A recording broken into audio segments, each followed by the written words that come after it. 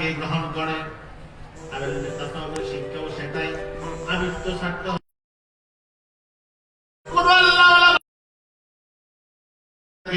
মানুষ ঠিক করছেন এবং ঐতিহাস সাক্ষী দেয় আজ পর্যন্ত ওই যুগটা ছিল সবচেয়ে খারাপ যুগ, বর্বর যুগ। কিন্তু দেখা গেল আমার নবীর সান্নিধ্য পাওয়ার পরে ওই মানুষগুলো এমন করে আমার আল্লাহর দরবারে আত্মসমর্পণ করলেন। ওই মানুষগুলো যুগে যুগে যত মানুষ পৃথিবীতে আসবে, সমস্ত যুগের চাইতে ওই যুগের মানুষগুলো আমার আল্লাহর কাছে শ্রেষ্ঠ মানুষ হিসাবে তাদের অবস্থান করে নিয়েছে। আল্লাহ হাবিব বলেন, খায়রুল কুরুনে কারণী, আমার যুগটা হলো সারা যুগ। ওই সারা যুগের মানুষ ওই যুগ থেকে ইসলামের কাজ করেন। আমার নবী দুনিয়া থেকে চলে গেলেন। আমার নবী চলে যাওয়ার পরেও ইসলামের কাজটা বন্ধ হয় নাই। আমি একটা কথা আপনাদেরকে অতি সংক্ষেপে বুঝাতে চাই। ইসলামের যে সম্মান পাওয়ার জন্য সুফিদের ভূমিকা কি, সুজা হিসাবটা আপনারা এক কথায় বুঝেন, তারপরে ব্যাখ্যায় যাব। এক কথায় যদি বুঝতে চান তাহলে একটু হিসাব করেন। আমার নবীর আগের সময়টার কথা, হযরতে ঈসা নবী থেকে আমার নবী পর্যন্ত এর মাঝখানে সময়টা ছিল মাত্র 500 বছর। 500 বছর পর্যন্ত কোন নবী পৃথিবীতে আসে নাই। 500 বছর পরে আমার নবী আসলেন, আর আমার নবীর 500 বছর আগে ঈসা নবী আসলেন।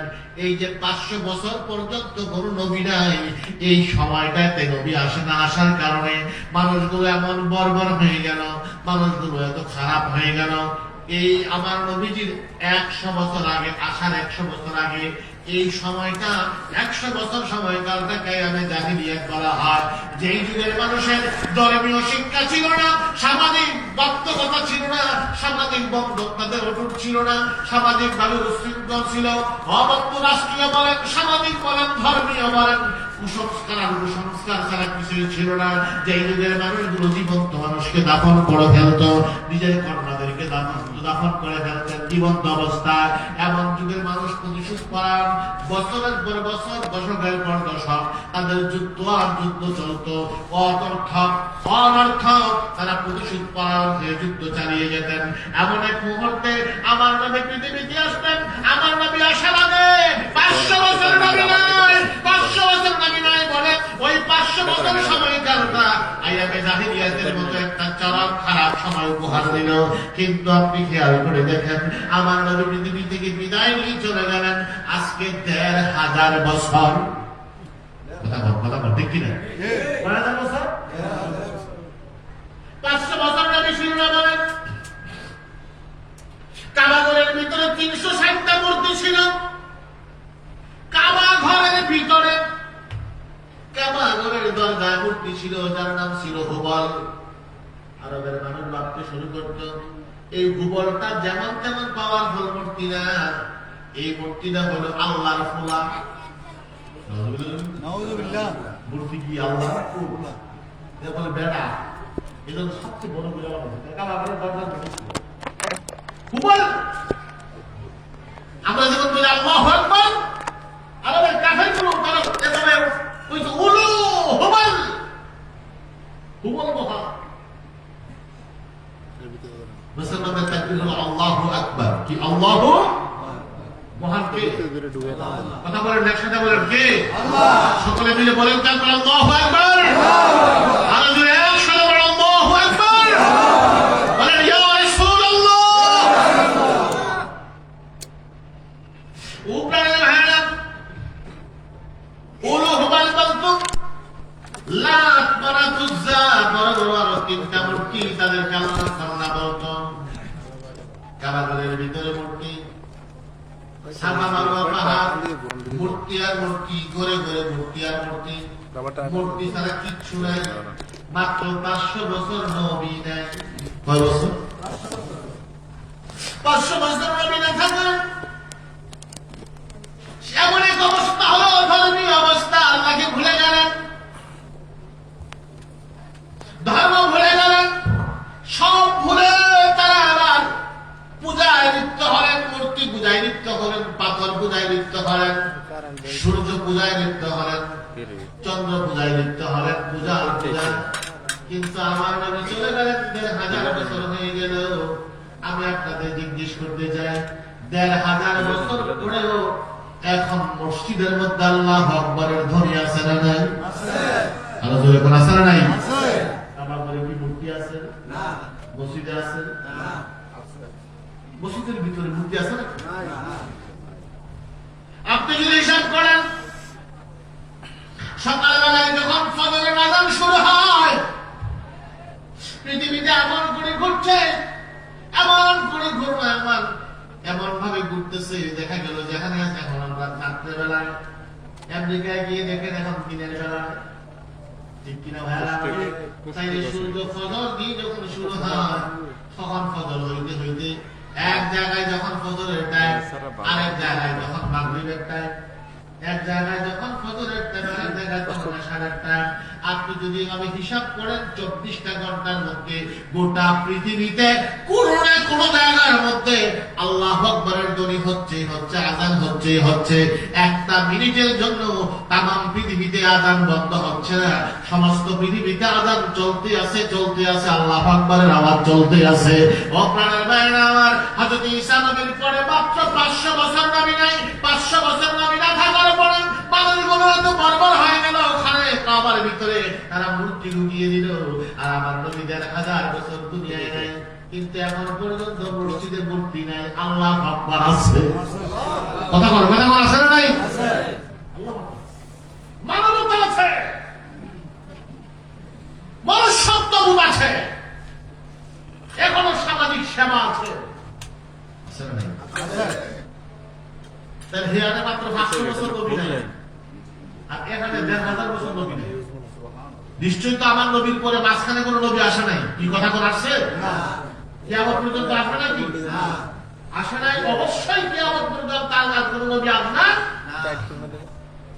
তাহলে 500 বছর নবী নাই একদিন, 500 বছর নবী না থাকা রেজাল্ট পেলাম মসজিদে খানায় কাবার ভিতরে মূর্তি, আরবের মানুষের ঘরে ঘরে মূর্তি, আল্লাহকে ভুলে গেছে, জীবন্ত মানুষকে দাফন করা হয়। এক কথা, মানুষ শুধু প্রতিশোধ পায়, মানবতা বোধ নাই, সামাজিক বন্ধন নাই, আত্মীয়তার বন্ধন নাই, সব ছিন্ন বিচ্ছিন্ন হয়ে গেল। 500 বছর নবী নাই, আর আবার নবী 1500 বছর দুনিয়া থেকে চলে গেলেন। 1500 বছরের ভিতরে অবশ্যই সামাজিক বেল বন্ধন আছে, তাহলে কিভাবে আছে? 500 বছর মানুষ ঘন ঘন রাখতে পারে নাই, 1500 বছরের ভুলে নাই। এই না বলাটা আর ওখানে ভুলে যাওয়াটা মাঝখানে কাজটা করছে কেনা? আমার নবী যাওয়ার পরে আজ পর্যন্ত এই কাজ, ঈসা নবী চলে যাওয়ার পরে উনার দাওয়াত বন্ধ হয়ে গেছে, তার কাজ বন্ধ হয়ে গেছে, উনার মিশন বন্ধ হয়ে গেছে। কিন্তু আমার নবী চলে যাওয়ার পরে তার মিশন বন্ধ হয় নাই। আমার নবী চলে গেছে, সাহাবারা আমার নবীর কাজ চালিয়ে গেছে, সাহাবীরা চলে গেছে, তাবিঈরা চালিয়ে গেছে, তাবিঈরা চলে গেছে, তাবিঈরা চালিয়ে গেছে, উলামায়ে মুতাকাদ্দিমিন, উলামায়ে মুতাআখিরিন, যুগে যুগে লক্ষ লক্ষ আল্লাহর ওলি এই ধর্মের কাজ চালিয়ে গেছে। এখন পর্যন্ত হাক্কানীদের বাড়িগুলোতে ওই দাওয়াতি কাজ চলতেই আছে। আওয়াজ দিয়ে বলেন ঠিক না ঠিক? একসঙ্গে হয়ে যায়। আমার নবী দুনিয়া থেকে গেছেন, দাওয়াত বন্ধ হয়ে যায় না। আমার নবী গেছেন, নবীর শিক্ষা বন্ধ হয়ে যায় না। আমার নবী চলে গেছেন, কিন্তু নবীর আদর্শ, নবীর শিক্ষা এখানকার গুরুতে জানিয়ে আছে। এখন এই যে সুফি আসবে থেকে, সুফিকে ইলমে তাসাউফ কি, এটা একটা বিশাল চাপটা। ওলি আল্লাহদের যে শিক্ষা, ওই শিক্ষার যে সাবজেক্ট, সেটা হলো ইলমে তাসাউফ। ইলমে তাসাউফ আপনি যদি ডাক্তারি পড়েন, ডাক্তারে গিয়ে যদি কেউ জিজ্ঞেস করে ইঞ্জিনিয়ার সাহেবের মতো আপনি একটা ঘরের নকশা করে আমাকে এস্টিমেট দেন, ডাক্তারের পক্ষে কি এস্টিমেট দেওয়া সম্ভব না? তাই বলি কি ডাক্তার মূর্খ? না। ডাক্তারকে গিয়ে, ইঞ্জিনিয়ারকে গিয়ে যদি বলেন আমার পেট ব্যথা করে আমাকে প্রেসক্রিপশন দেন, ইঞ্জিনিয়ার কি পারবে দিতে? তাই বলে কি ইঞ্জিনিয়ার মূর্খ? মানে কি? মানে হইল উনি একদিকে লেখাপড়া করছেন, উনি একদিকে এক বিষয়ে লেখাপড়া করছেন, উনি এই বিষয়ে পারদর্শী, উনি এটা খুব ভালো বুঝেন। কিন্তু দুর্ভাগ্য হলো আমাদের দেশের ডাক্তারের কাছে কেউ গড়ের স্টিমেট আনতে যায় না, ইঞ্জিনিয়ার সাহেবের কাছেও কেউ চিকিৎসার জন্য যায় না। দুর্ভাগ্যজনক হলেও সত্য, সাধারণ মানুষ আজকাল কোরআন শরীফের ব্যাখ্যা করে বোঝায় যে তারা কোরআন বুঝবে। নাউজুবিল্লাহ বলেন না? তাহলে এই ইঞ্জিনিয়ারিং থেকে আর ডাক্তারি বিদ্যা থেকে কোরআনের শিক্ষাটা কি এত সহজ নাকি? তাহলে বাস্তবতাতে মূল্যবোধ হচ্ছে, মনে হচ্ছে কোরআন যেন একদম সহজ একটা বিষয়, উনি কোরআনের বাংলা অনুবাদ করে কোরআন শরীফ বুঝবে, সব কোরআন করে ফেলতেছে, বুখারী শরীফ পড়ে ফেলতেছে। ভাবসাব এমন যে উনি কোরআন আর বুখারী শরীফ পড়লে এখন ধর্ম সব বুঝে যাচ্ছে। এত যদি সহজ হতো, এত যদি সহজ হতো, উলামায়ে কেরাম উম্মতে মুহাম্মদী এই ধর্মটাকে এই পর্যায়ে নেওয়ার জন্য এত কষ্ট করতে হতো না। আমার সাবজেক্ট, তাদের কি ভূমিকা ছিল আরবি গ্রামে? আপনি দেখেন কোরআন শরীফ, হাদিস শরীফ, যুগে যুগের খেদমত কি উম্মতে মুহাম্মদী, এ পর্যন্ত ধর্ম ঠিক আছে এমনিতে না। কোরআনে কারীম, কোরআনে কারীম ব্যাখ্যা করবেন। কোরআন শরীফ আমি তাফসীর করি, আরেকজন তাফসীর করে। কোরআনের তাফসীর কামা তাকুহু, কোরআনের তাফসীর করার মতো ক্ষমতা পৃথিবীর কারো নাই, একজনেরই আছে, তিনি হলেন মুহাম্মাদুর রাসূলুল্লাহ সাল্লাল্লাহু আলাইহি ওয়াসাল্লাম। আমার নবী ছাড়া কোরআন যথাযথ বুঝছে, এই কথা বলার মতো লোক পৃথিবীতে আর দ্বিতীয় কেউ নাই। আপনি কোরআন শরীফ বুঝছেন, এটা একমাত্র নবী বলতে পারবেন আমি বুঝছি। কোরআন নাযিল হয়েছে আমার নবীর উপরে, নবী যদি কোরআন না বুঝেন তাইলে কোরআন নাযিলের কোনো অর্থ থাকে না। শরীয়ত তো আমার নবী বুঝেন। ইউআল্লিমুহুমুল কিতাব ওয়াল হিকমাতা ওয়া ইউযাক্কিহিম, আমার নবীকে আমাদের মিশন দিয়ে পাঠিয়েছেন।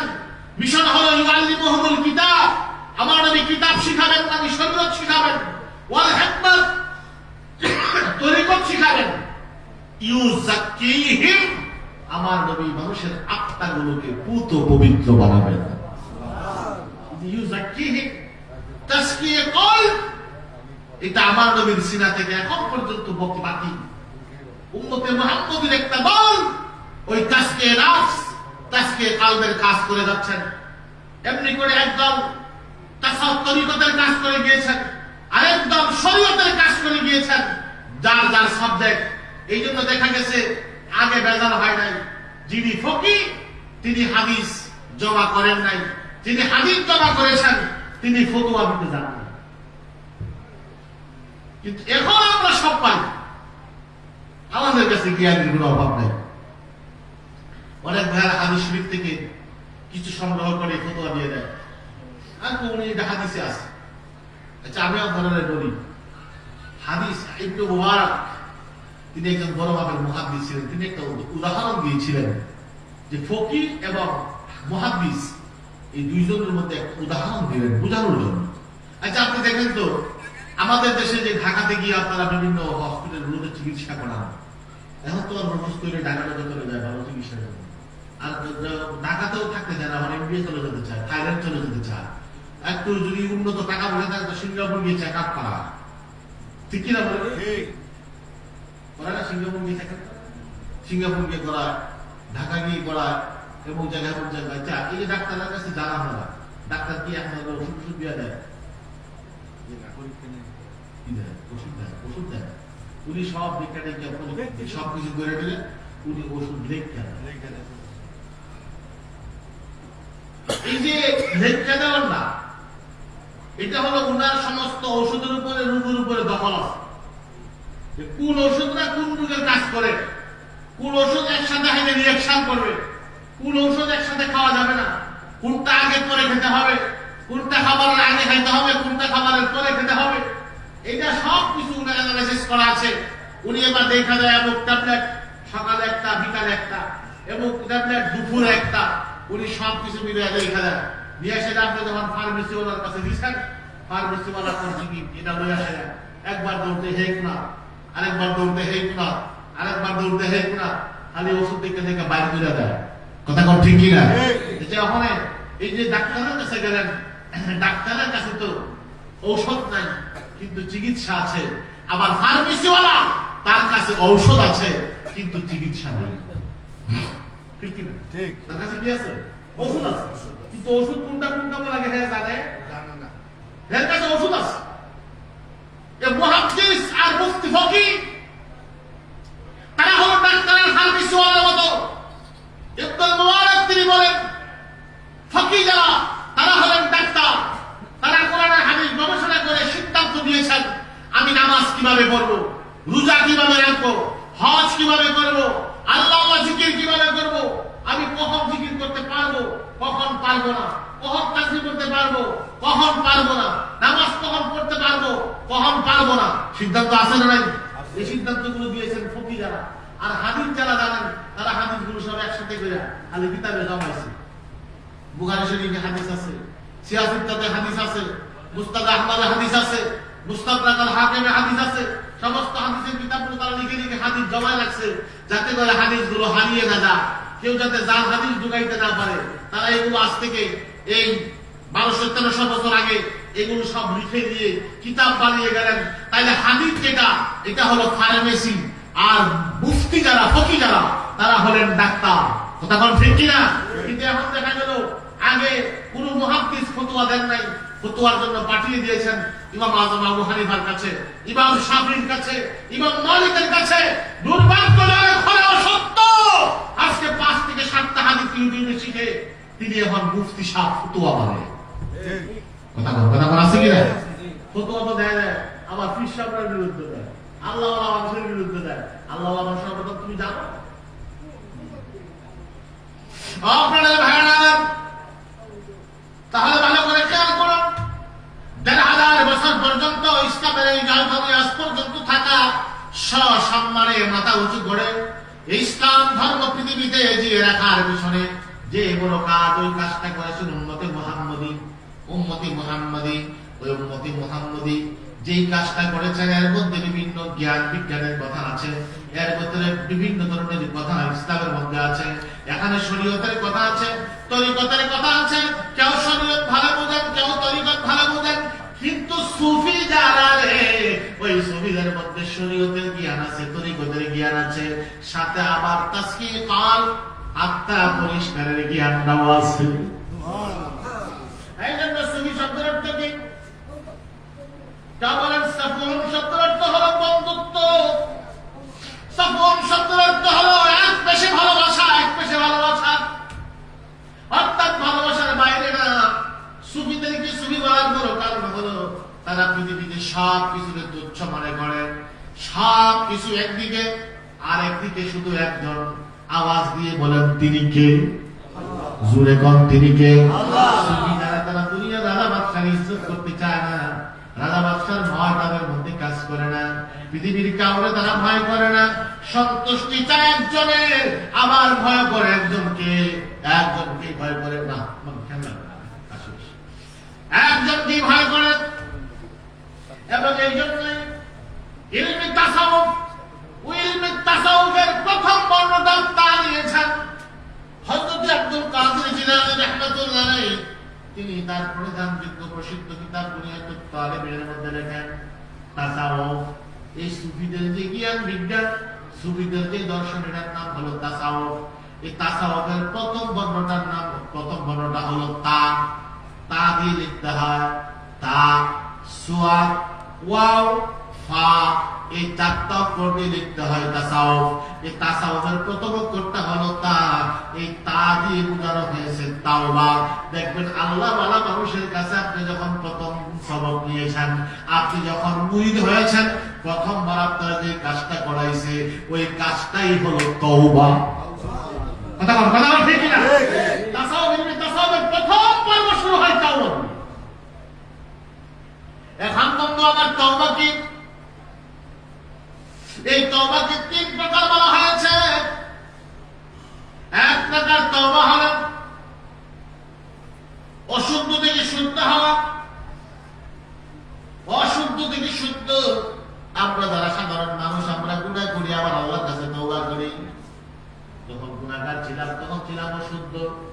আবার যখন ফিরে আসলাম তখন হইলাম শুদ্ধ, অর্থাৎ অশুদ্ধ থেকে শুদ্ধর দিকে প্রত্যাবর্তন করা। তাওবা তুমি শব্দের অর্থ প্রত্যাবর্তন করা। আমরা যে প্রত্যাবর্তন করছি, ফিরে আসা, এটার নাম হলো তাওবা। আমরা বাঁকা পথে ছিলাম, সেখান থেকে সেই পথে চলে আসলাম, এই যে আল্লাহর পথে চলে আসে, এটার নাম হলো তাওবা। এই যে তাওবা, তাওবা তিন প্রকার। এক প্রকার তাওবা হলো সাধারণ তাওবা। আমরা হলাম তায়েব। আমরা তায়েব, আমরা সবসময় তওবা করি। আমরা গুনাহ করি, তওবা করি। সকালবেলায় এই চুপ করো, সকালে গুনাহ করি, রাতে তওবা করি, রাতে গুনাহ করি, সকালে তওবা করি, হুজুরের নামে তওবা করি, জায়গায় জায়গায় তওবা করি। আমরা তওবা করে গুনাহ করার কারণে চক্ষুটা যদি বন্ধ করি, আমরা দেখি পাপ ছাড়া আর কিচ্ছু নাই, পাপ ছাড়া আর কিচ্ছু নাই। কত অপরাধ করেছি, হাতে গুনাহ করেছি, পায়ে গুনাহ করেছি, চোখে গুনাহ করেছি। এই যে গুনাহগার অবস্থায় সময় কাটাইলাম, আমি আল্লাহর কাছে আবার তওবা করি। এটা হলো গুনাহ থেকে তওবা। এটা হলো আপনার মতো সাধারণ মানুষ যারা, আমরা তওবা। এক শ্রেণীর মানুষ, 2 নম্বর শ্রেণী, তাদেরকে মুনিব বলা হয়। মুনিব তারা হলেন এমন তওবা করেন, দুনিয়ার কোনো মায়া মোহাম্মত তাদের কাছে নাই, দুনিয়া তারা চায় না, দুনিয়াতে কোনো অপরাধ করে না। তাদের মনের মধ্যে একটু আশা হয়। আশাটা কি? আশা হইল যদি আমার এমন বড় একটা বাড়ি হইত, এমন বড় একটা ঠিকানা হইত। আশা করতে না যায় না, অপরাধ করে না, আশা করছে। আমার যদি একটা 10 কানি বাড়ি হইতো, আমার যদি একটা 20 কানি পুকুর থাকতো, আমার যদি একটা ডুপ্লেক্স সুন্দর থাকতো, যেমন আশা করছে, বড় পাপ করে না। মনের মধ্যে আশা লাগলো, বলে রাতের বেলায় হিসাব করলাম, আমি করলাম কি, আমি কেন আশা করলাম? দুনিয়ার 20 কানি সম্পত্তি দিয়ে আমার কি হবে? দুনিয়ার অট্টালিকা দিয়ে কি হবে? ডুপ্লেক্স দিয়ে কি হবে? আমার আল্লাহ তো জান্নাতের মধ্যে এত ভালো কিছু রেখেছেন, আমি কেন দুনিয়ার এসব চাইলাম? আল্লাহ আমারে মাফ করে দাও। আমি 20 কানি পুকুর যায় ভালো কাজ করি নাই, আমি ডুপ্লেক্স বাড়ির আশা করিয়া ভালো কাজ করি নাই। আল্লাহ, আমি দুনিয়ার আশা কেন করলাম? আমারে ক্ষমা করে দাও, মাফ করে দাও। আল্লাহর কাছে মাফ চাইলেন, এমনি করে কান্নাকারি করলেন, এটাও তওবা। আর আমি করলাম অপরাধ করে তওবা। 2 তওবা কি 1 তওবা? কথা বল না, 1 তওবা পার্থক্য আছে না নাই? এই দ্বিতীয় প্রকারের তওবা, এটাকে বলা হয় শুদ্ধ থেকে আরো শুদ্ধতর। সে ভালোই ছিল, কিন্তু আরো ভালো হতে চায়, দুনিয়ার লোক থেকে নিজেকে বাঁচালে আখিরাত দুঃখী হতে চায়, এটা হলো তওবা। আরেকটা তওবা হলো, দুনিয়া তো দূরের কথা, মনের মধ্যে যখন জান্নাতের আশা চলে এসেছে, সে তখন তওবা করে, আমি ধ্বংস হয়ে যাচ্ছি, আমি কেন জান্নাতের আশা করলাম? জান্নাত কেন আমার মধ্যে আসলো? আমি কেন বেহেশতের নিয়ামতের আশা করলাম? আল্লাহর কাছে মাফ চা। আবার চলে আসলো, আমি পাপ করলে জাহান্নামের আগুন জ্বলবে, জাহান্নামের আগুনের ভয়, তখনও সে মাফ চা। আমি কেন জাহান্নামকে ভয় করলাম? অপ্রাণ ভাইরা রাবিয়া বসরি, তিনি একবার হাতের মধ্যে আগুন নিলেন, আরেক হাতের মধ্যে পানি নিলেন, আগুনের পানি নিয়ে রাবিয়া বসরি সামনে দিকে যাইতে শুরু করলাম। মানুষ জিজ্ঞেস করে, রাবিয়া রে, তুমি কেন আগুনের পানি নিয়ে দৌড়াও? আগুন কেন, পানি কেন? রাবিয়া বলেন, আমি দেখতে পাচ্ছি মানুষ জান্নাতের বড় আশা করে, জান্নাতের নিয়ামতের আশা করে, আল্লাহর বন্দেগী করে। আমি আগুনটা নিছি, আমার মনটা চায় আমি যেন খোদার জান্নাতটাই জ্বালায়া দেই। মানুষ ভয় করে জাহান্নামের, আল্লাহর পরিবর্তে জাহান্নামের ভয় মানুষের অন্তরে। আমি রাবিয়ার মনটা চায় আমি যেন পানি দিয়ে জাহান্নামটাই নিভিয়ে দেই। আল্লাহু আকবার। আমি জান্নাতটা জ্বালিয়ে দিতে চাই, আমি জাহান্নামটা নিভিয়ে দিতে চাই। এই কথা চাইলেন, কেন বললেন? এই জন্য বললেন, জান্নাতের আশায় বন্দেগী হবে না, জাহান্নামের ভয়েও ইবাদত বন্দেগী হবে না। একমাত্র আশা থাকবে আল্লাহর সন্তুষ্টি, আর ভয় হবে একমাত্র আল্লাহ। ভয় হবে একমাত্র আল্লাহ। আমি জাহান্নাম চাই না, আল্লাহ তুমি জান্নাত চাই না, জাহান্নাম যদি তুমি দিয়ে সন্তুষ্ট, আপত্তি নাই। এটা হলো সুফিদের ভাষা, এটা হলো তাসাউফের ভাষা। তওবার শেষ মাকাম হলো এটা। জান্নাতের আশাও যদি আসে, তারপরে মানুষটা তওবা করে। জান্নাতের আশা আসলে ওই মানুষটা বেশি বেশি তওবা করে। আমার মধ্যে যখন নাকি দুনিয়ার গুনাহ আসে, আমি সাথে সাথে গুনাহ করি,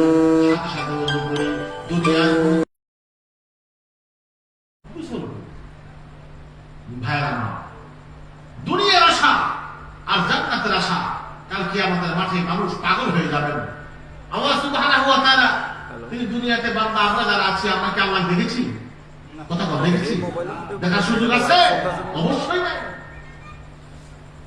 আল্লাহকে চোখ দিয়ে সরাসরি দেখার সুযোগ নাই, কিন্তু আল্লাহ তো দেখা দিবেন, হাসর মাঠে দেখা দিবেন না। আশিকার রোজ মাহশর বাকিয়ামত কারনিস, আশিকার রোজ তামাশা জামাল ইয়ারনিস, আশিকার রোজ তামাশা জামাল ইয়ারনিস। সুবহানাল্লাহ বলেন না?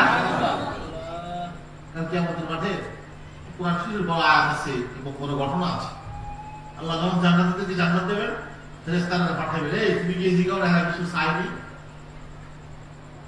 চাপ করে যদি হুজুরেরা দেখার পরে হুজুর যদি আপনার একটা এয়ার কন্ডিশন রুম দেয়, অ্যাটাচ বাথরুম, একবারে খানা দানা থেকে শুরু করে সবকিছু দিয়ে দেয়, বেলুন টুক দিয়ে সেটা আপনি যদি ব্যবস্থা করে, আর যদি 20টা হুজুর একদম মুখ ফাটাইয়া দিবা যে আর দরকার আছে দিবা, আপনি বুঝতেন না হুজুর আমার সরব দেবেন।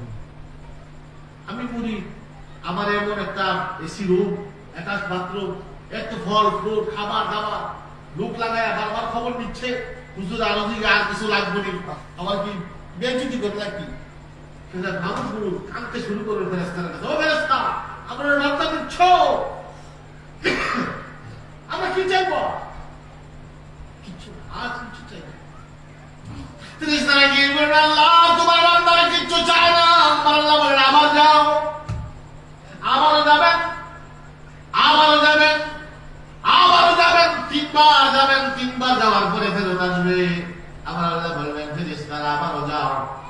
4বার যখন মানুষগুলোর কাছে যাবেন, জান্নাতি মানুষগুলো একটা চিৎকার দিয়ে উঠবে, জান্নাতি মানুষগুলো চিৎকার দিয়ে বলবে, ফেরেশতারা রে জান্নাত চাই না, এই জান্নাতের কোনো প্রয়োজন নাই, এই জান্নাত আমাদের কোনো দরকার নাই। জানে না দেখা সাজদা দিছি, জানে না দেখা জিকির করছি, জানে না দেখা তার কুদরতি কলামের মধ্যে সাজদা দিলাম, ওই রবের সাথে এখনো দেখা হয় নাই, ওই তো পাই নাই, দেখি নাই। এই জান্নাতের কোনো প্রয়োজন নাই, জান্নাতের আশা আমরা করি না, আমরা মহান আল্লাহর দিদার চাই।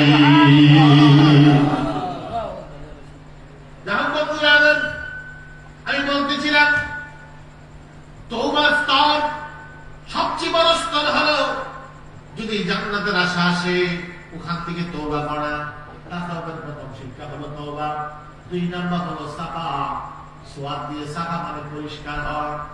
পরিষ্কার বলতে তাসাউফের শিক্ষার দ্বিতীয় স্তর হলো পরিষ্কার, কিচ্ছু থাকবে না, থাকবে একটাই, সেই থাকাটা হবে একমাত্র আল্লাহ। আওয়াজ দিয়ে বলেন কে? আওয়াজ দিয়ে বলেন কে? আল্লাহ ছাড়া পৃথিবীর মহান অস্তিত্ব ঠিক হয়ে যাবে সব। আল্লাহ ওয়ালা মানুষ চাইতেন ইয়ামানি মুজান্নাদি, তিনি যদি মায়ের কথা ভাবতেন, তিনি যদি বাবার কথা ভাবতেন, তিনি যদি সন্তানের কথা ভাবতেন, তিনি যদি আত্মস্বজনের কথা ভাবতেন, ইয়ামান থেকে সিলেটে আসতে পারতেন? খাজা আমানুদ্দিন চিশতি আজমিরি সাদ্দির রাহমাতুল্লাহ আলাইহি তিনি যদি তার পরিবারের কথা ভাবতেন, তিনি যদি তার আত্মীয় স্বজনের কথা ভাবতেন, সান্দার থেকে কি ভারতে আসতে পারতেন?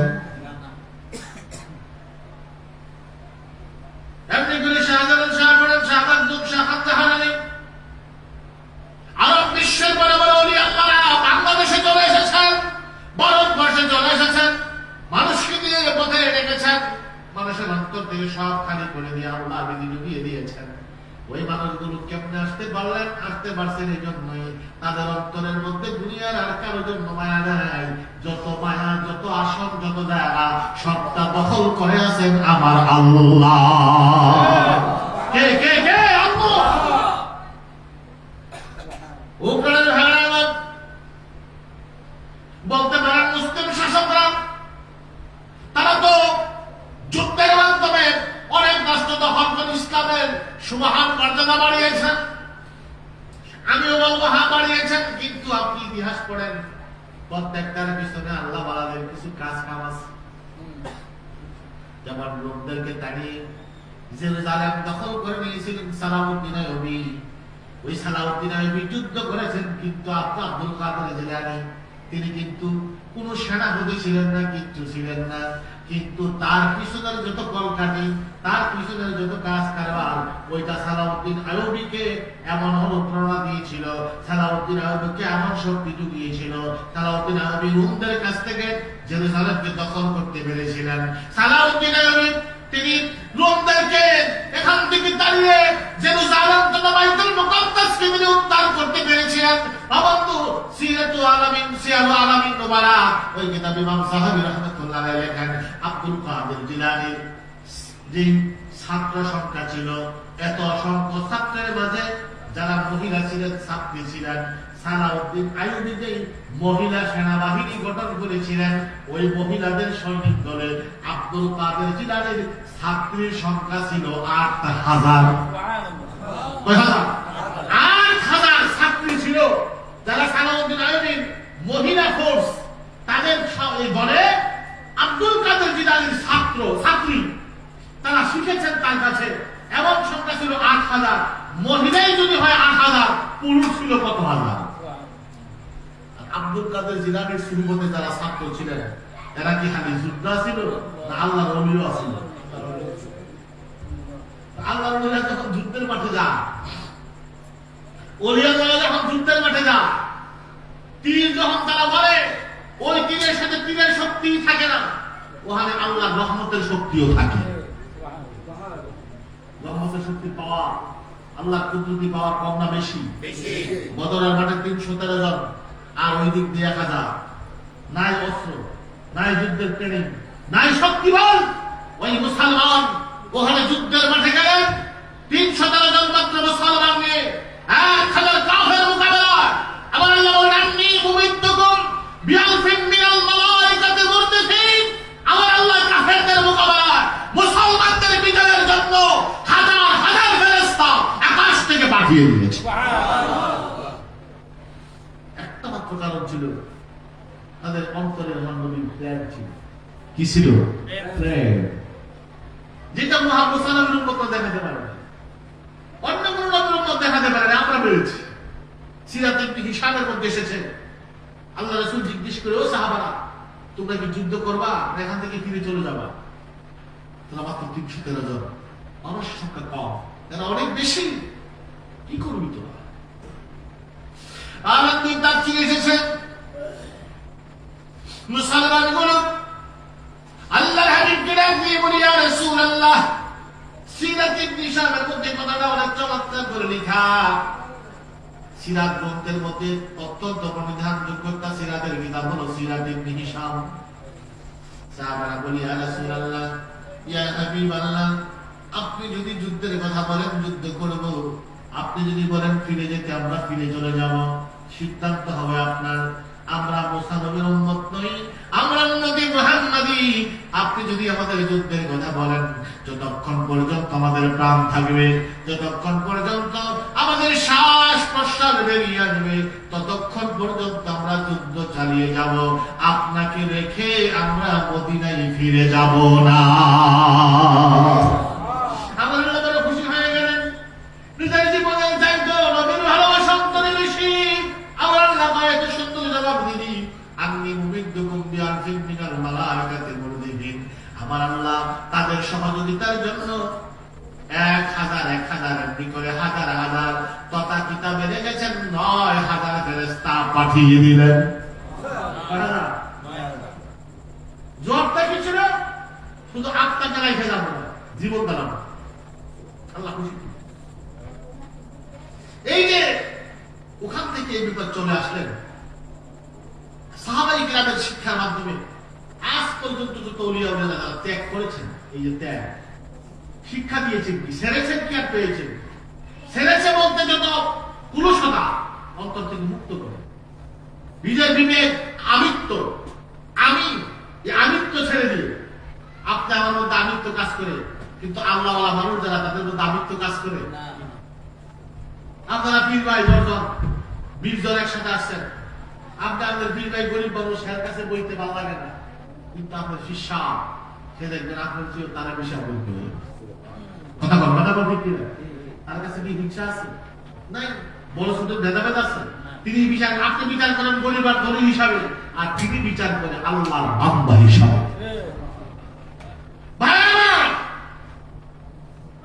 এই যে যুগে যুগে আব্দুল কাদের জিলানী উনি ওনার সবাই জানে ওনার শিক্ষা দীক্ষার কারণে মানুষের অ্যাডভান্স ছিল সালাউদ্দিন আইয়ুবী একটা শক্তিশালী সৈনিক গ্রুপ পেয়েছিলেন আব্দুল কাদের জিলানীর মুরিদ ছিলেন তিনি যুদ্ধ করেছেন জয় পেয়েছেন হযরত খাজা মাইনুদ্দিন চিশতি আজমিরী সাকির রাহমাতুল্লাহ আলাইহি যিনি ভারতবর্ষে আসলেন এসে মানুষকে ইসলামের পথে ঢুকালেন ইসলামের দাওয়াত দিয়ে এইভাবে তিনি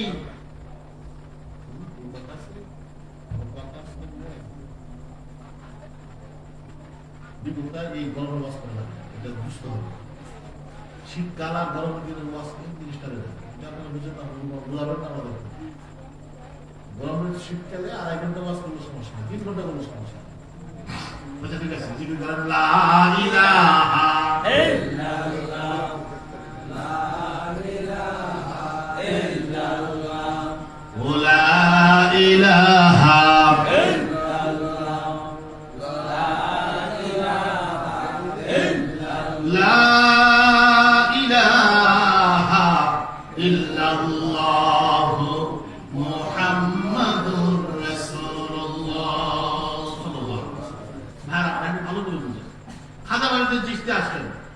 তিনি এসে কি করলেন মানুষকে ইসলামের মধ্যে নিয়ে আসলেন একজন মানুষ দাওয়াত দিয়ে 92 লক্ষ মানুষকে মুসলমান বানালেন বড় করে বলেন না সুবহানাল্লাহ তিনি শিক্ষা দিলেন কি অস্ত্র নাই কিন্তু একটা অস্ত্র তার কাছে ছিল সে অস্ত্রটার নাম হলো আমার নবীর আদর্শ অস্ত্র ছিল না কিন্তু আদর্শ ছিল যে আদর্শের অস্ত্রের কাছে হিন্দুত্ববাদ ব্রাহ্মণ্যবাদ গোটা ভারতের পত্তলি কথা তার কদমে পড়তে বাধ্য হয়েছে যেই মানুষটা 92 লক্ষ মানুষকে মুসলমান বানিয়েছে আল্লাহু আকবার বলেন তিনি এই খেদমত করার কারণে শাহ সুলতান মাহমুদ ঘুরি আক্রমণ করলেন ভারত আক্রমণ করে বিজয় পাইলেন কেমনে বিজয় পাইলেন এই বিজয় পাওয়ার পিছনে বড় কারণ ছিল হযরত খাজা মাইনুদ্দিন চিশতি তিনি যদি আধ্যাত্মিকতা দিয়ে এভাবে মুসলমান না পাঠাতেন তাইলে সুলতান মাহমুদ তিনি একবার দুবার তিনবার আক্রমণ করেও ভারতবর্ষ জয় করতে পারে নাই কিন্তু খাজা মাইনুদ্দিন চিশতি তার খেদমতের পরে এক আক্রমণেই ভারত দখল হয়ে গেছে আল্লাহু আকবার তাইলে একদিকে তো সুন্দর মানুষ বানালেন আরেকদিকে রাষ্ট্র ক্ষমতা দখল এনে দিলেন বাংলাদেশ এই বাংলাদেশে যে বাংলা বিহার এবং উড়িষ্যা এই যে এলাকা ইফতেখারউদ্দিন মোহাম্মদ বখতিয়ার খিলজি তিনি শাসন করেছেন কিন্তু প্রাণের ভাইয়ের আমার আগে যে উর্বর মাঠটা তৈরি করেছেন হযরত শাহজালাল এবং শাহফরান রাহমাতুল্লাহ আলাইহি সুবহানাল্লাহ বলেন না শাহজালাল শাহফরান রাহমাতুল্লাহ আলাইহি এই শাহজালাল ইতিহাস আপনারা জানেন যে রাজা ছিলেন গৌরগোবিন্দ যে গৌরগোবিন্দ রাজার বিরুদ্ধে তার অস্ত্র লাগে নাই আল্লাহু আকবারের অস্ত্রে তিনি কপুতাঘাত হয়ে গেলেন তিনি ধরাশায়ী হয়ে গেলেন রাজপ্রাসাদ ভেঙে গেল তাইলে বোঝা গেল সুফিয়ায়ে কেরাম যারা তারা একদিকে সুন্দর মানুষ তৈরি করেছেন যে মানুষগুলোর মধ্যে রাতের বেলায় সাজদা ছিল আর দিনের বেলায় হাতে তরবারি নিয়ে আল্লাহু আকবার বলে দিয়ে মাঠে পড়তে দ্বিধা করে নাই ইমানি চেতনা এমন ছিল তারা একটাই ভাবতো মরণে শহীদ বাঁচলে আজকে আপনার মধ্যে আছে না বিশ্বাবসুর দরকার বিরুদ্ধে ডাক দেয় যারা বেশি কাছে তারা দেবো আমরা বললে মরা আর কিছু করে হেরা বললেও বিপদে বলিস না কথা কোন আসারে নাই থাক আমি যাইস না তাহলে দেখা গেল যে ইসলামের যে মর্যাদা এই পৃথিবীতে এত বেশি উঁচুতে গিয়েছেন আদর্শ মানুষ তৈরিতে যাদের ভূমিকা ছিল তারা ছিলেন সুফি এবং আল্লাহর ওলি তারা ছিলেন কি সুফি এবং আল্লাহর ওলি আল্লাহর ওলিরা এবং সুফিরা তারা এই খেদমত করেছেন বলে এই ১৫০০ বছর পরেও ইসলামের শিক্ষা মানুষের মাঝে আছে, নামাজ আছে, তাকবীর আছে, ইকামত আছে, রোজা আছে, যাকাত আছে, এবং এইগুলোর পিছনে পর্যন্ত ইসলাম তার আদর্শ নিয়ে মাথা উঁচু করে দাঁড়ানোর পিছনে সবচেয়ে বড় ভূমিকা যাদের, তারা হলেন সুফি এবং আল্লাহর ওলি। আল্লাহু আকবার বলেন। বিধর্মীরা দেখেছে, যুদ্ধ করে মুসলমানদের সাথে পারা যাবে না। কারণ মুসলমান এমন এক জাতি যারা জীবন দিতে জানে, ঠিক কিনা বলেন? এই জন্য এই দুর্বলতাকে কাজে লাগিয়ে তারা আবার শুরু করলেন ষড়যন্ত্র। নবী নাই, বদরের মাঠে ৩১৩ জন মানুষ গোটা বদরের মাঠে জয় জয়কার ১০০ কাঁধে দৌড়ে গেলেন।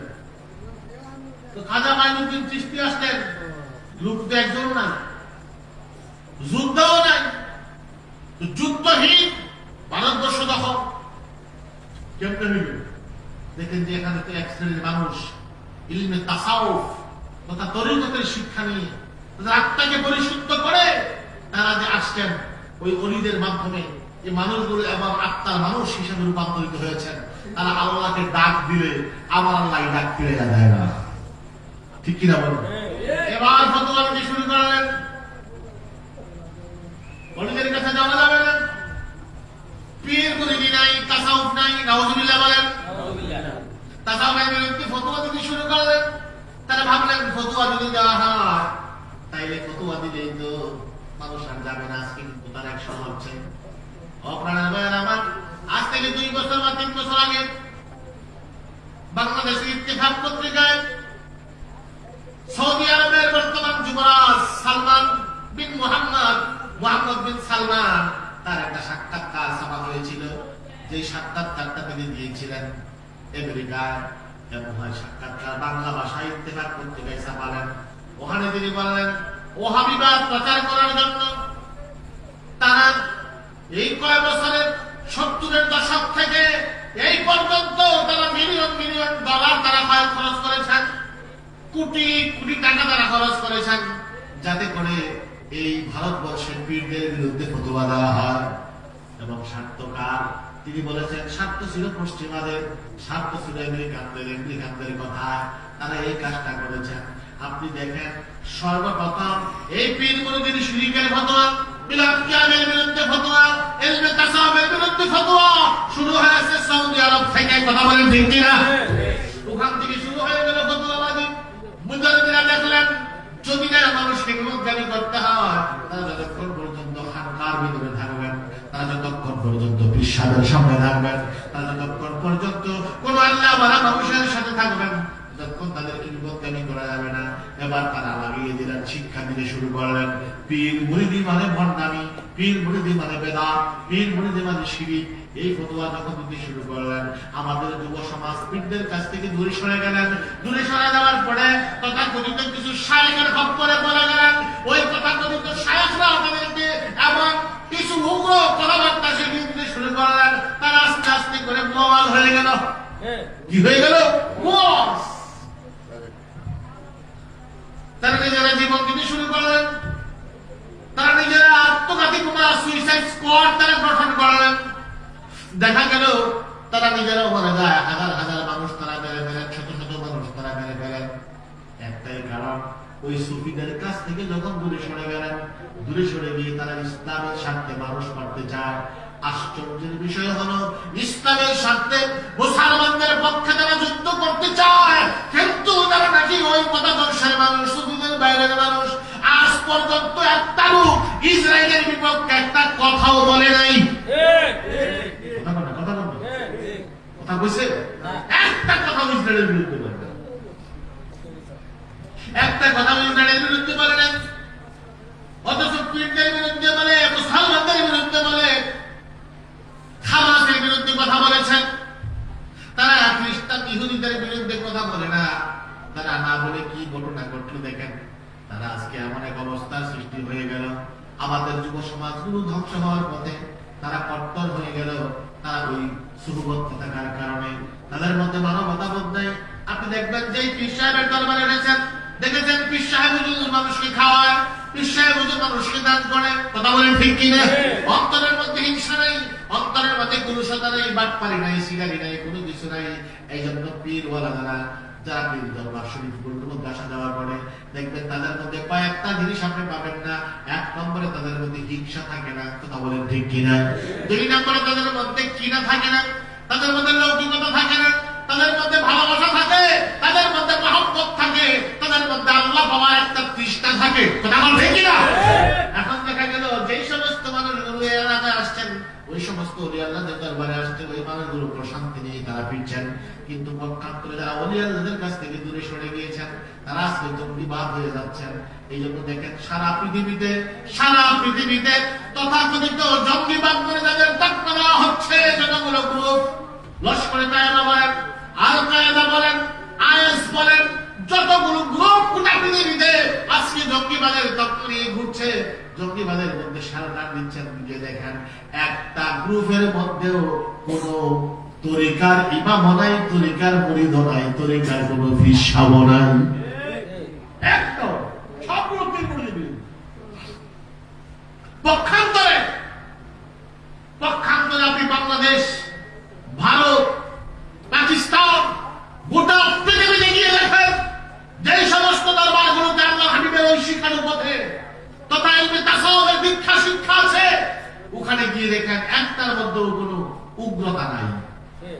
কথা বলা আছে না? আমরা যে দরবারের মধ্যে আসছেন, আমরা বিশ্বাসী কখনো কইছে রাড়ি করে বাড়ি দিস না, মানলে বেড়াস কোন দরবার, যে সমস্ত খানকাগুলো সারা পৃথিবীতে আছে, বাংলাদেশে এখনো আপনি বড় বড় অনেকগুলো দরবার আছে যারা নাকি লক্ষ লক্ষ মানুষকে নেতৃত্ব দেয়।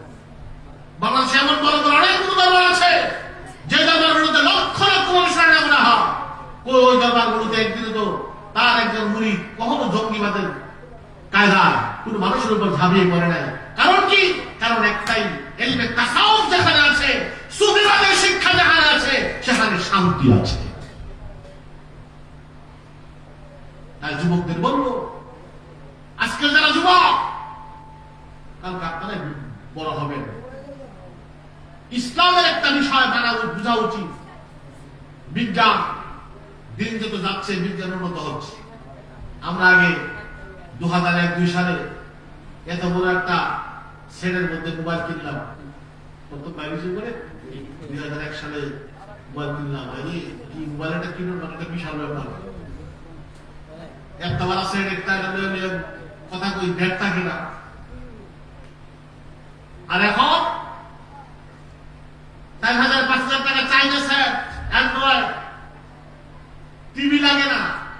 এখন মানুষ কি টিভি দেখেনি? টিভি দেখে, টিভিতে হাতে টিভি আছে, ল্যাপটপ লাগে না, কম্পিউটার ব্যবহার করে যাচ্ছে, মোবাইলের কম্পিউটার, ব্যবসা বাণিজ্য থেকে শুরু করে, চিঠি আদান প্রদান থেকে শুরু করে যত কর্মকাণ্ড আছে সব কিছু একটা ছোট্ট মোবাইলের ভিতরে চলছে। তাহলে বোঝা গেল কি? বিজ্ঞান দিন দিন ডেভেলপ হচ্ছে, বিজ্ঞান উন্নত হচ্ছে। বিজ্ঞানের জন্য দিন যত সামনে আসবে, বিজ্ঞান উন্নত হবে। ইসলামের বেলায় তা নয়, ধর্মের বেলায় তা নয়। দিন যত সামনে যাচ্ছে, মানুষগুলো তত পশুত্ব গ্রহণ করছে। দিন যত আগে ছিল, মানুষ তত ভালো ছিল। আওয়াজ দিয়ে বলেন ঠিক কিনা? দিন যত আগে ছিল, মানুষ তত কি ছিল? ভালো ছিল। এই জন্য আল্লাহ রাসূল বলেছেন, আমার যুগ স্বর্ণযুগ। নবীর সুহবত যারা পাইছে তারা স্বর্ণযুগের মানুষ, পৃথিবীর শ্রেষ্ঠ মানুষ। সুম্মা আল্লাযীনা ইয়ালুনাহুম, আল্লাহ রাসূল বলেন তারপরে তাদের রঙ্গিদার রঙ্গিন হবে তাবি, সাহাবাদেরকে যারা দেখছে তারা দামি মানুষ। এরপরে যারা তাদেরকে দেখছে তারা দামি মানুষ। তাহলে বুঝা গেল আমার নবীর কাল থেকে দামি মানুষ আস্তে আস্তে শুরু হয়েছে। দিন যত আসছে দাম কমছে, পিছনে যত যাবেন দাম তত বাড়ছে।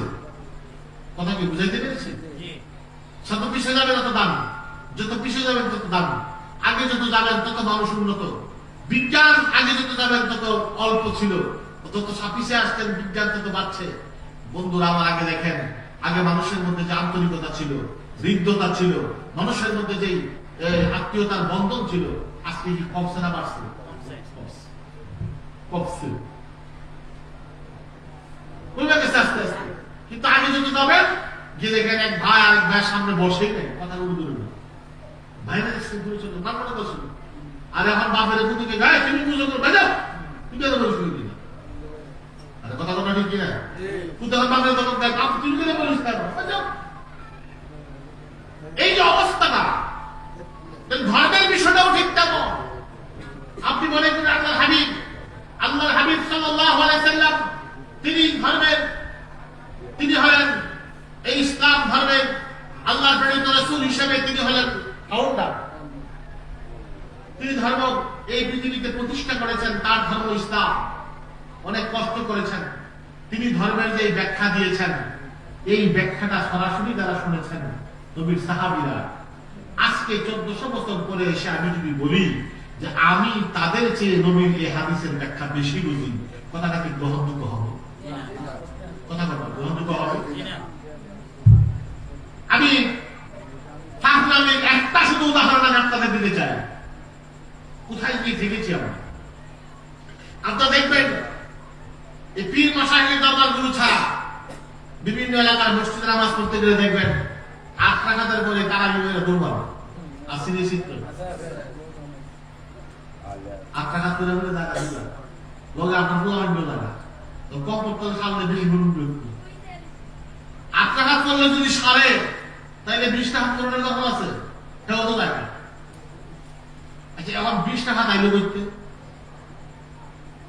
20 টাকা আমার নবীর সাহাবীরা উমরের সময়ে, ভালো করে বুঝেন এই কথাটা কিন্তু আমার ওয়াজে ফিনিশিং, উমরের সময়ে আলী, উসমান, আব্দুল্লাহ ইবনে আব্বাস, আব্দুল্লাহ ইবনে জুবাইর, আব্দুল্লাহ ইবনে উমর সহ বড় বড় যত সাহাবারা জ্ঞানীগুলি ছিলেন, সমস্ত সাহাবাদের ঐক্যমতের ভিত্তিতে হযরত উমর জামাতের সাথে কুরআন খতমের মাধ্যমে 20 রাকাত তারাবির নামাজ শুরু করেন। আল্লাহু আকবার বলেন না? কার সময়ে? উমরের সময়। তখন মুসল্লি ছিল বেটা উমর নিজে, উসমান, উমর, আলী এবং অন্যান্য সাহাবা। আবু বকর শুধু চলে গেছে। আমার নবীর সময়ে তারাবির জামাত ছিল না, খন্ড খন্ড ঝাড়খণ্ডে পড়তেন। আমার নবী জামাত না পড়ার কারণ হলো নবী যদি জামাতে গুরুত্ব দিয়ে পড়তেন, আমার নবী ভয় করছেন যদি এটা আমি গুরুত্ব দেই, আল্লাহ যদি ফরজ কইরা না আমার মতো দেখা দিয়ে বলে দেবে, ফরজে বাদত কষ্ট হয়ে যাবে। সুতরাং আমার নবী এই জন্য এটাকে গুরুত্ব কম দিচ্ছেন। যাই হোক, আমার নবী কি করেছেন? 20 টাকা আলাদা জামাত হয় নাই, জামাতের সাথে শুরু করেছেন হযরত উমর, আলী, উসমান সহ অন্য সকল সাহাবাদের উপস্থিতিতে ঐক্যমতের ভিত্তিতে। একজন সাহাবীও হযরত উমরের এই সিদ্ধান্তের বাইরে ছিলেন না। উবাই ইবনে কাব তার নেতৃত্বে ইমামতিতে নামাজ শুরু করেন। ওই সময় থেকে পর্যন্ত চলে এসেছে, কেউ ভেবে দেয় নাই। 20 টাকা তারাবি নিয়ে কেউ কথা বলার সাহসটাও পায় নাই। চার মাযহাবের কোন মাযহাবে 18 টাকা অথবা 22 টাকা তারাবি কেউ বলে নাই। সবাই বলেছে 20 টাকা। সাহাবীদের ইজমা, মারাত্মক বিষয়, তার বিরুদ্ধে কথা বলা যাবে না। তারা আমার নবীর সাহাবী, তাদের কাজের বিরোধিতা করা যাবে না। একটা ইমাম যুগে যুগে শত শত বছর একজন মানুষ এই 20 টাকা তারাবির বিরোধিতা করে নাই। আজকে এসে যদি কেউ বলে তারাবি 20 টাকা না, তারাবি 8 টাকা, তাইলে এটাই প্রমাণ করে আমার নবীর হাদিস উমরের চাইতে, আলীর চাইতে, উসমানের চাইতে এই মৌলবী বেশি বুঝে। কি যেমনটা প্রমাণ করে? এটা কি মেনে নেওয়ার কোনো সুযোগ আছে? চাকরা বলেন মেনে নেওয়ার সুযোগ আছে? যারা আমার নবীকে সরাসরি দেখছেন, সরাসরি আমার নবীর আমল দেখছেন, আমার নবীর সরাসরি কথা শুনছেন, সরাসরি আমার নবীর সুহবতে ছিলেন, আর আপনি কি কথা মনে করতে পারেন যে আপনি সাহাবীর চাইতে নবীরে বেশি মানেন? এ দাবি করার সুযোগ আছে না? তাহলে সাহাবীরা ঐক্যমতের ভিত্তিতে সবাই 20 টাকা তারাবি করতে পারলেন। নবী যদি 20 টাকা তারাবি না করতেন, নবী যদি তারাবির নামাজ 8 রাকাতই পড়তেন, সাহাবীরা কি সবাই মিলে 20 টাকা করত না?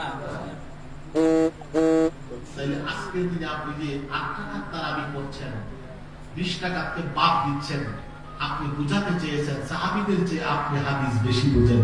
এটা হলো আরেকটা উম্মতে মুহাম্মদীকে বিয়াদব বানানোর একটা উদ্দেশ্য। কথা বলেন ঠিক কিনা? বিয়াদব। সাহাবাদের প্রতি যদি তাজিম না থাকে, সাহাবীদের প্রতি যদি কারো অন্তরের মধ্যে তাজিম না থাকে, পীর মুরিদি, পীর মাশায়েখ, আলেম ওলামা তাদের ব্যাপারে তো তাজিম থাকার প্রশ্নই আসে না। উমরের মতো, উসমানের মতো, আলীর মতো সাহাবীর বিরুদ্ধে যদি কেউ কথা বলে, এই যুগে আমিনা কুতুবীর বিরুদ্ধে কথা বলবে, বুরহানুদ্দিন সাহেবের বিরুদ্ধে কথা বলবে, এটা তো কোনো ম্যাটারই করে না। কথা বলে ঠিক কিনা? আশ্চর্য। ও যুবক, তুমি একটা বার খেয়াল করে দেখো, তুমি কিন্তু আবু বকর, এরপরে উমর ক্ষমতায় আসলেন, উমর, উসমান, আলী, সাহাবায়ে কিরাম, তারা যে আমলটা করছেন, নবীর হাদিস মোতাবেক তারা আমল করছেন। তুমি কিন্তু আজকে আমার মতো একজন চুনুপুটি মার্কা মৌলবীর কথা তুমি তাদের অবজ্ঞা করছো, তাদের ব্যাখ্যা তুমি মানতে চাচ্ছ না। আজকের দিনের বাংলাদেশের একজন মৌলবীর ব্যাখ্যা তুমি মানছো। তুমি চিন্তা করে দেখো তুমি কোন রাস্তায় গিয়ে আছো। এখনো বলি আল্লাহর লীলা ওই পথে আছে, সাহাবায়ে কেরাম যেই পথে আছে। কথা বলেন ঠিক কিনা?